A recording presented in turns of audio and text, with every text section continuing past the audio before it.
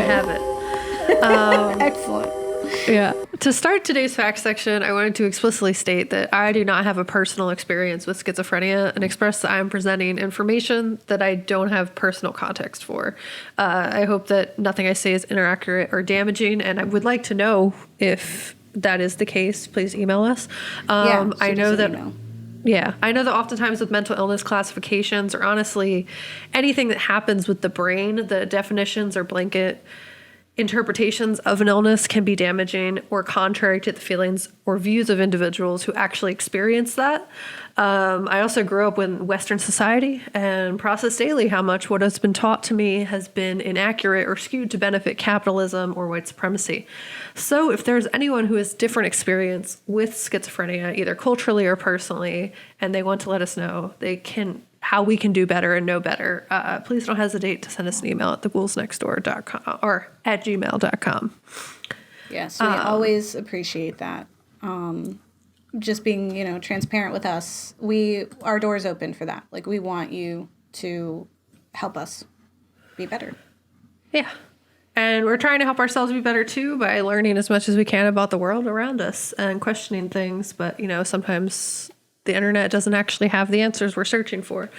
But to give kind of like a little overview, what is schizophrenia? Mayo Clinic says it's a mental disorder that causes people to interpret their reality differently or abnormally. It can manifest itself in a combination of hallucinations, delusions, and disordered thinking and behavior that can be disabling or impact daily functioning. The definition they actually give on their website is kind of harsher than I thought should be. Like, it kind of states it more from a Western lens, and I feel like it can be disabling or it can impact your daily functioning depending on where you are or how society that you're in interprets what you're going through. Yeah, and how you're managing it too. Yeah, like there's not one way to fix things or cope with things or manage things. So it kind of seemed like it was angling more on that end, so I reworded it to be more inclusive. The impact of schizophrenia and the way in which it manifests in the mind can sometimes be influenced or by the cultural context it occurs within. So the symptoms of delusions center around whatever is culturally or contextually important to the individual. In an article from Big Think called Schizophrenia by Culture, it provided the example, cultures in which the family is more important will have delusions centered around their family. Cultures in which religion is more important will have delusions centered around religion, and so on. So it's really the experience, based on what I've read, seems to be very much oriented towards where you're coming from, who you are as a person, and what is important to you. And since it has to do with the brain, that makes sense because it's what is in your brain. It's the context your brain is established to understand the world. So that'll be different based on what your interpretation of the world is. This can also extend to how mental illness is perceived by society and how it can impact daily functionality in said society. For example, in a society like the US, where fitting a mold is essential to functioning within capitalism and thus essential to survival, mental illness can have a greater impact on daily functionality compared to a society that embraces different individuals and meets their needs where they are. I think like if there are places that view this more as something like you meet someone where they are, you might have a better experience in coping and learning how to manage yourself within that realm than somewhere like the US. The US has a very bad history with mental health, and it's gross and sad. But there probably are places that I have not been to that might handle it better. So what are some things that someone with schizophrenia encounters? A very obvious one in America is a long history of violence against individuals with mental illness, be it through the police response or through institutionalization. Schizophrenia is oftentimes misrepresented in media as well, and especially in horror as a blanket cause for characters' violence against other characters. As we mentioned in our mental health representation episode, in contrast to how mental illness is often portrayed in film, individuals who experience it are more likely to be victims of violence than perpetrators of it. But some symptoms for you outlined by the National Alliance on Mental Illness outline some of the symptoms of schizophrenia for us. It also outlines the difficulty in finding a diagnosis specifically for teenagers, as many of the early warning signs align themselves with common and non-specific adolescent behavior. Regardless of one's age, it is essential to get a comprehensive medical evaluation in order to obtain the best diagnosis, because your brains are complex, mental illness is complex. People are often misdiagnosed because there are lots of things that fall under different envelopes. I think this was represented in Crazy Ex-Girlfriend pretty well. Like, her path to getting diagnosed kind of resulted in different answers depending on like how she was approaching it, or like who was at the table outlining what could potentially be wrong, and that there are instances where people are misdiagnosed based on fitting within a certain classification of a diagnosis, even though they might also have symptoms of a different thing or multi-diagnosis. So there's people with more than one mental illness that exist. Like, I am one of them. So you can have more than one thing and you can fit within different molds. But the diagnosis in terms of things that are common to experience if you have schizophrenia and that can impact your functionality for at least 6 months at a time are: 1, hallucinations. These include a person hearing voices, seeing things, or smelling things other than that others can't perceive. The hallucinations are very real to the person experiencing them, and it may be very confusing for a loved one to witness. So we see that in the show where they'll witness Alma kind of talking to the air and being concerned for her because they do not see what she is seeing. And what was very interesting in some of the research that I did is that there's voices that may involve people that are known or unknown to the person hearing them.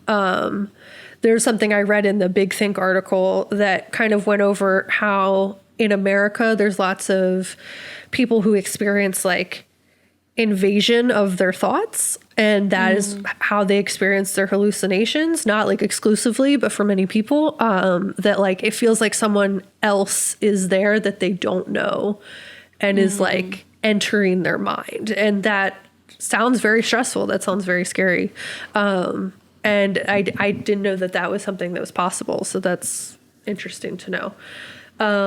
Delusions is another symptom. There are false beliefs that don't change even when a person who hears them is presented with new ideas or facts. People who have delusions often also have problems concentrating, confused thinking, or a sense that their thoughts are being blocked. Another symptom it lists is negative symptoms are one of the that diminish a person's abilities. Negative symptoms often include being emotionally flat or speaking in a dull, disconnected way. People with a negative symptom may be unable to start or follow through with activities, show little interest in life, or sustain relationships. Negative symptoms are often sometimes confused with clinical depression, but it seems like a more so if it is shifting a reality is a shift away from what is perceived as the collective normal reality to one that is different. And if that infringes upon your day-to-day functionality within the reality that society requires you to exist in, I could see that being associated as a negative symptom. Cognitive issues or disorganized thinking. People with cognitive symptoms of schizophrenia often struggle to remember things, organize their thoughts, or complete tasks. Commonly, people with schizophrenia have anosognia, a lack of insight is the easier way to understand it. This means that the person is unaware that he or she has an illness, which can make treating or working with them challenging, in that they are not aware that something's wrong. And so they want they don't want to fix it. Yeah. And our last question that we asked was like, how does someone manage schizophrenia? This is not something I can answer from personal standpoint. I can provide advice for being a supportive friend or family member. And I think the show provides some good insight to that as well. Honestly, the show has definitely shown the good and bad ways of helping someone you care about navigate a diagnosis. You see this in the way in which characters are being supportive or damaging towards the main character. And I think it's a good lesson to reflect on when approaching the situation. Ultimately, forcing someone into any situation, invading their space, gaslighting, or other damaging behaviors aren't going to help anyone you care about, including someone dealing with schizophrenia. Being in a situation where you're ultimately powerless to sway an individual that you are worried about is hard, yes, but it doesn't give anyone the right to take control of someone else's life. At the end of the day, that person needs to come to their own conclusions and path for healing, whether or not they want to seek treatment through therapy, medication, religion, or any other kind of method. The best thing to do in this situation is be as supportive and clear about how you feel to that person as you can be. While there is a thin line that separates support and enabling, you kind of have to figure that out for yourself and in situational ways. So just as you're entitled to cut someone off for dangerous or damaging behavior, they are entitled to make their own decisions for their treatment.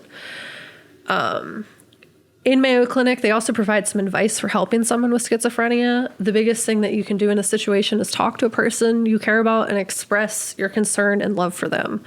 Offering potential support or treatment options is a totally okay way to approach a person. It also states that schizophrenia causes delusions that cause treatment to be difficult for the person if they don't realize something is wrong. So that expressing your true intent, like that you're approaching this from a standpoint that you care about them and you want them to be okay, is the best way to go about it. Not doing what the mom and undid did at first, which was try to force change and force medication and like basically approach them from an ingenuine standpoint. Like the time she went into the house bringing cookies and was acting super sus and like was really just there to steal the prescription and fill it. Which with someone who's dealing with like questioning their reality, doing shady things is not going to help them grasp their reality any better. Yeah, like feeling like unsafe. Yeah, like feeling unsafe around the people that you love and care about is not something that will push them towards helping themselves. If that relation with the person fringes upon whether or not that person seeks the help you offer, then you have to be willing to deal with the possibility that they may choose to lose your relationship instead of seeking treatment.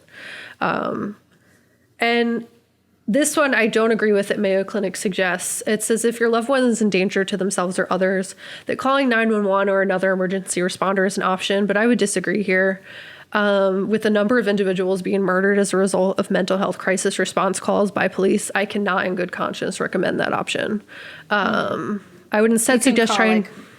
Like, the teams, like the medical teams that are supposed to come. Because they exist. It's just a matter of, like, we should know who they are, and those are the ones who should respond.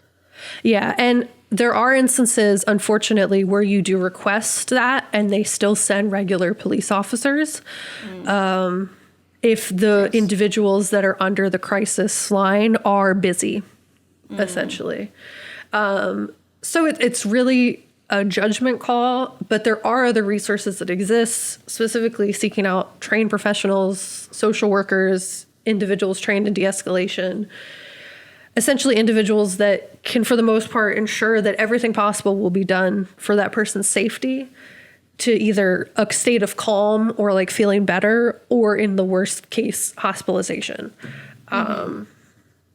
Ultimately, if you're feeling for someone's life, that person in question is not in a rational state, calling the police is not necessarily a safe option, at least not in the United States. At the end of the day, though, dealing with any individual experiencing a mental health issue needs to be approached with empathy and compassion. Helping that person feel loved, seen, and heard is important in building trust and is a step for many people towards treatment if they feel safe and like the people around them are just trying to like help. There's not guaranteed that that will lead to a positive result, but it's probably more likely to lead to a positive result than doing things that make that person feel unsafe, unheard, crazy, like feeling like that they are not in protection of people who actually have their best interest in mind.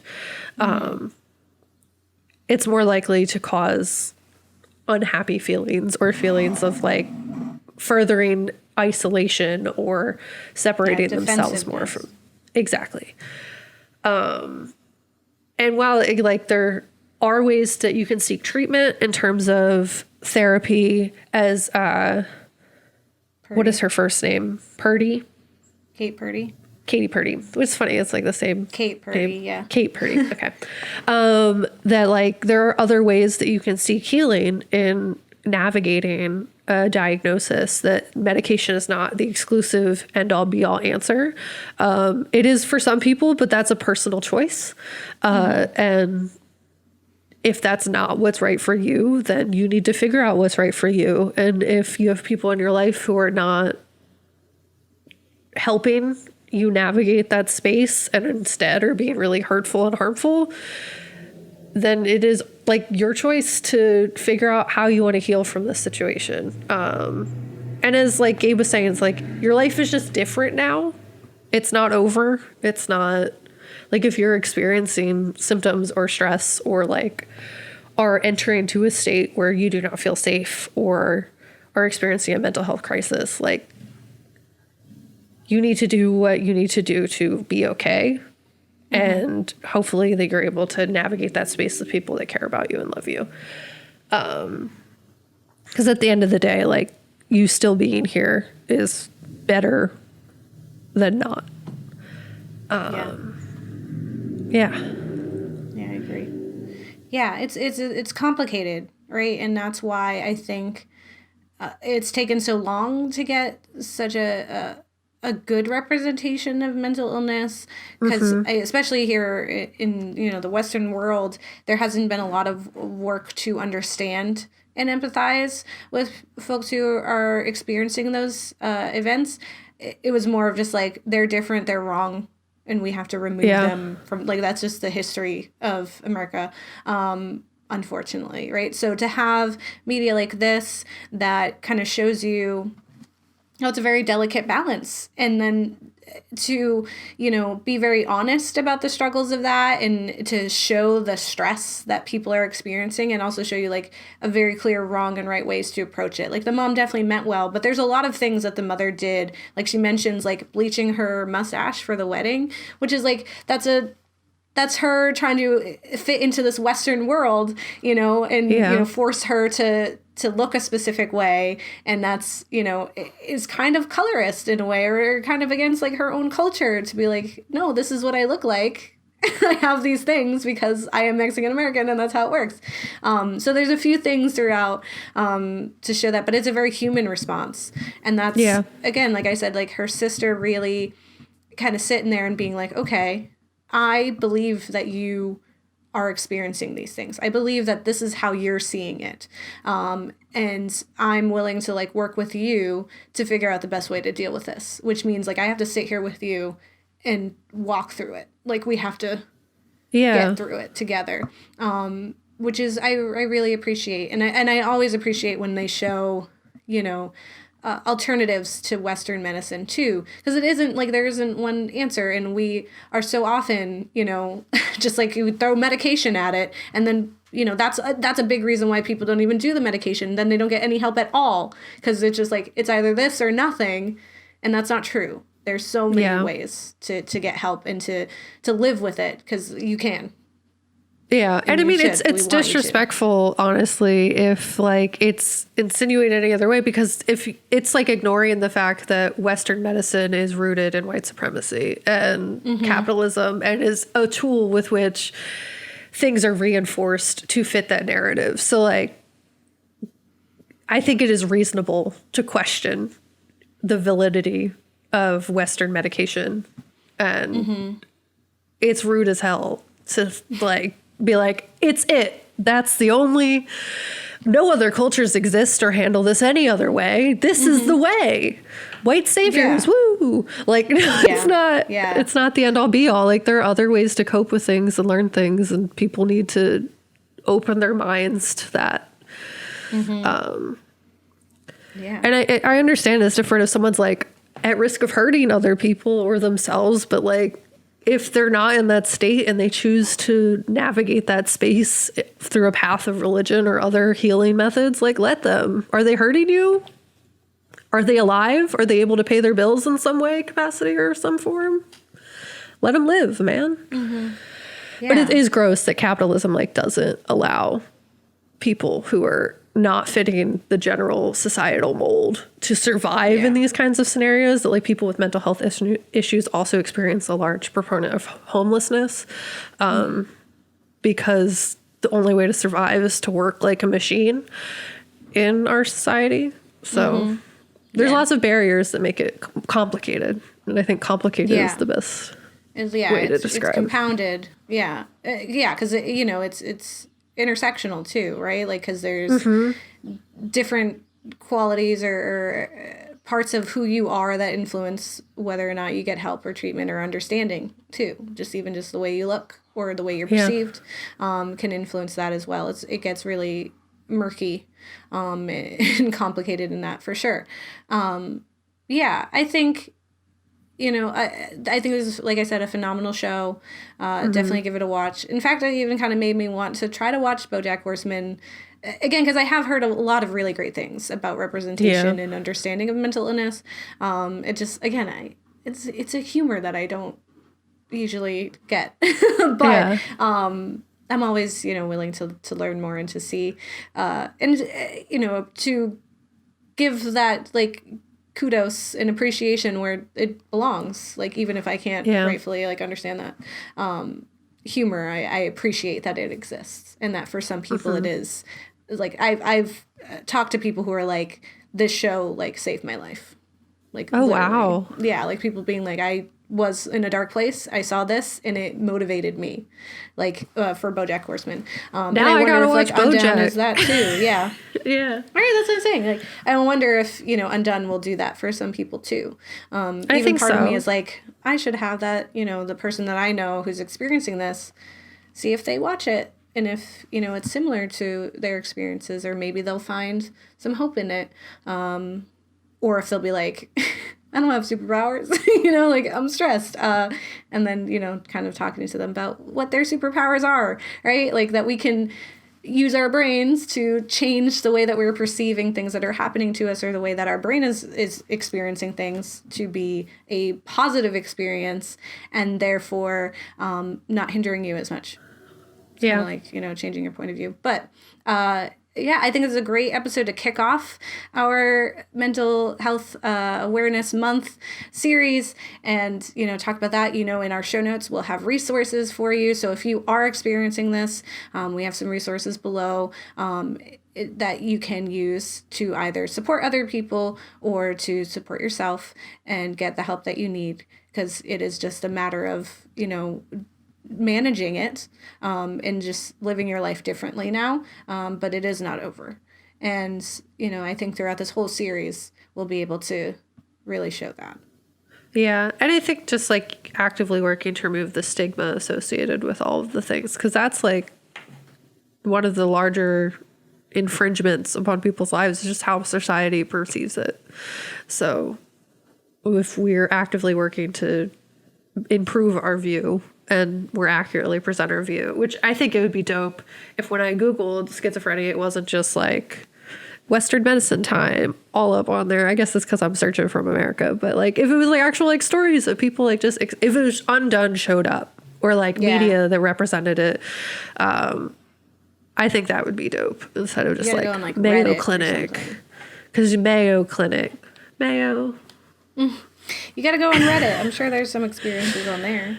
That's real. I did not look on Reddit, so it's also the lens with which I enjoy Reddit. I have not Reddited enough, but that's neither here nor there, I guess. Yeah, that's not a part of this. We'll stay tuned for the rest of the series. We'll be talking about we'll actually talk about a horror movie next week, and the week after, and the week after that. Yeah. I really wanted to kick it off because I just, like I said, I'm so excited about this show. Please go and watch it. Cannot say that enough. And again, reach out to us if you have any comments or concerns or questions. You can also check out our blog, the Ghouls Next Door /blog.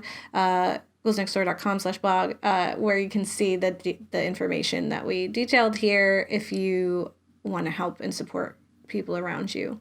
But yeah, don't get married. Don't get married. Delete your kids. Or you'll die, and your kid now time travels for you. To save your life. But you were awful. It's fine. Yeah. Okay, well, bye. Bye.